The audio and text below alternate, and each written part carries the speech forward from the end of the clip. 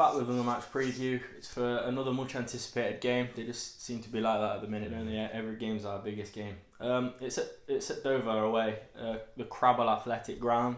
It's a bit of a mouthful, that one. It holds just over 5,500 with about 1,500 seats. So pretty similar to what we've been seeing in the past few weeks. It's about a 4-hour journey in a car, so 200 miles. So one of the longest of the season. Yeah, so far. Yeah. I was convinced this was going to be a Tuesday night. Just the way it fell, everyone was saying Dover on Tuesday night, Dover on Tuesday night. But yeah, it's going to be interesting to see how many fans we take. Yeah, we've got a great following this season so far. Yeah. So moving on to Dover, now they're having a great season, aren't they? So far, sitting in that 7th spot, which is where as Notts fans have been really trying to get to, or so far this season. So they're in the bottom playoff spot, but they're sitting 7th, 23 points. Now Notts sitting 10th on 20 points, 3 points behind Dover.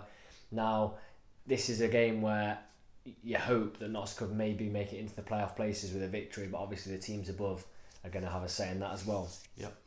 Now this is why I'm feeling quite confident about this Dover game. So Notts go into it 10 points out of a possible last 15. Dover come into it 7 points out of a possible last 15. So we're in the better form than Dover at the minute. Yeah. We come into it off our first back-to-back wins of the season. Yep. Dover come into it a home loss 2-0 to Halifax. All looking good so far. Yeah.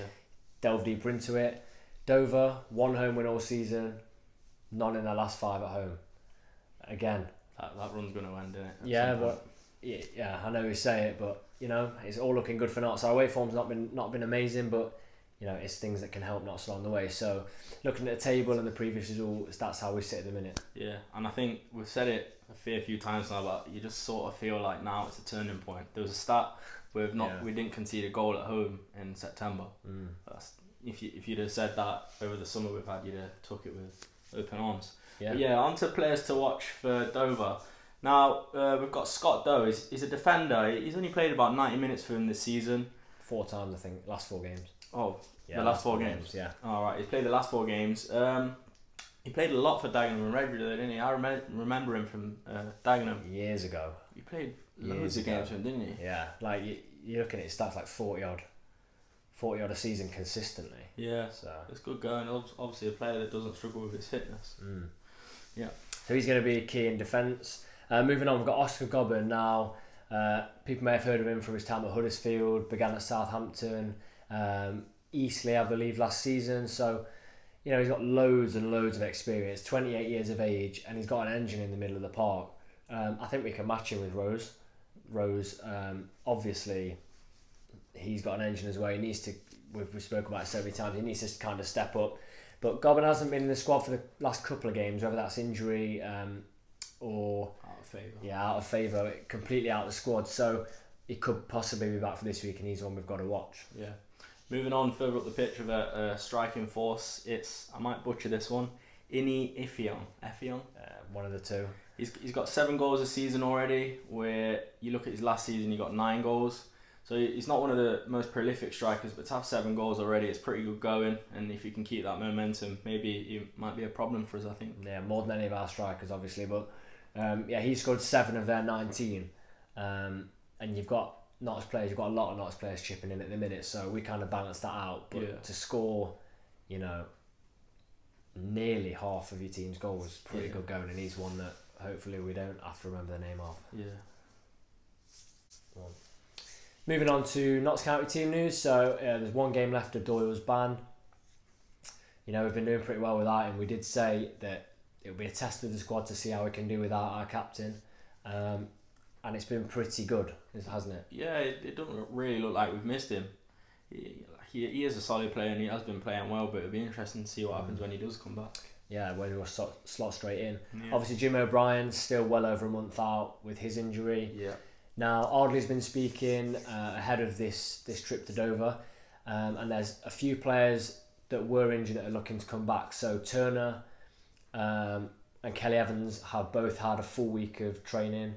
Turner's running now apparently freely. Kelly Evans looking fit. So, it'll be interesting to see if we pick him in our team in a second. But he's a player that when he got injured, you would instantly think he'd be back in the team, wouldn't you? Yeah, absolutely. And then away from that, on the negative side, you've got our man of the match, McCrory, from the Fylde game, got the second goal, defended brilliantly.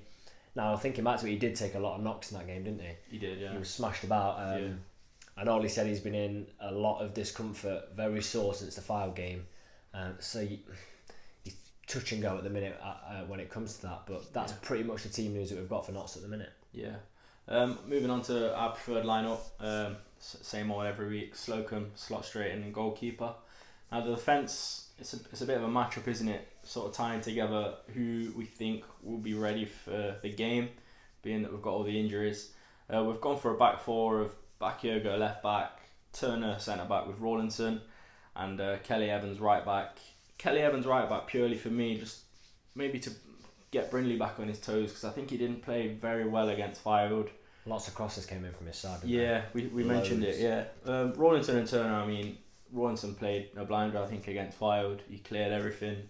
Like we said, he's not as pretty as Turner, but I think those two in the centre, it's a strong partnership. That's assuming McCrory isn't. Yeah. Because McCrory would be undroppable, wouldn't he? Yeah, the way he plays. He's an unbelievable player. I mean, looking at him now and the way he played against Firewood compared to pre-season, and earlier we were watching him in pre-season. Who is this guy? He's giving the ball away all the time, but you look at him against Firewood, he was easily man of the match, I think. You can see now why he's played Burton Albion League One. Yeah, Championship so many level. games for them as well. You can definitely see that. Yeah. Moving on to midfield, Enzio in left mid. We don't really have anyone else Shields could possibly slot in, but he hasn't been playing amazing, but he can pop up with those goals, can't he? He can, yeah. Central midfield? It's got to be Rose and Booty, hasn't it? Yeah, I thought they did very well against File, breaking up the play in that middle. I was worried that we wouldn't have the tenacity of Jim O'Brien, but yeah, they did well for me. Yeah, no, they did a good job, yeah. Considering they're not, well, obviously Rose is, but Booty not being one of the first to select on the team sheet, he did a great job, I think. On the right, we've gone for Osborne again. I think he had 2 or 3 blinding attempts against Firewood, where if they'd have gone in, it'd been another screamer for him. Especially that volley, to take that volley the way he did, and he really did get a good shot away. I think he is similar player to Enzio, where he'll just have that spurt and maybe get a goal or create something special. So I think he's a good player to have on the right. He did seem lively. And then up front, I don't think we can break up. As much as I love Dennis, and I think you should play one of your top scorers, Wotton is becoming very, very good, and his partnership with Thomas, they've got to start together. Yeah. I'm a massive Dennis fan, but that partnership is brilliant, isn't it? I just feel like Dennis isn't going to come in for Wotton, because you just know Audley's style is he wants that target man. He was going on about it at the start of the season that he wants that target man, so it's obviously his preferred striker. We were pessimistic about getting the target man in, that it would disrupt, but it's actually done. Yeah, we play good football. It's not like we're playing smash it forward and hope sort of football. It's passing football. It's pretty football, I think. For he's the level very we're good. At. Yeah, taking the ball down. He's Thomas as well. Thomas, I think that's obviously why he's being chosen over Dennis, because he's physically stronger. He creates a little bit more for me than Dennis would, and they're similar players in terms of level that they're at. Yeah, but I think Dennis is a better finisher of the ball in saying that. Yeah, Yeah, it's a tough one, isn't it? But Thomas's goal was great against Field. Thought it was too wide, and he just laces it into the net. Yeah, great finish, to be fair to him. Yeah. So moving on to our predictions for the game. What are you going to go with? I'm going to go 2-1 Notts. I think it's going to be one of them again where I think we'll play well, but we'll make it hard for ourselves. But I still think we'll pick the 3 points up and hopefully move up into the playoff position. It's a long journey down there. I'm going to go 1-0 Notts. 3 wins on the bounce will just get the whole place rocking, wouldn't it? It'd be brilliant. I hope for the fans that make this journey, that easily one of the longest this season, it's going to be good. I'm going to go 1-0, and I'm going to go Wootton again for me. Yeah.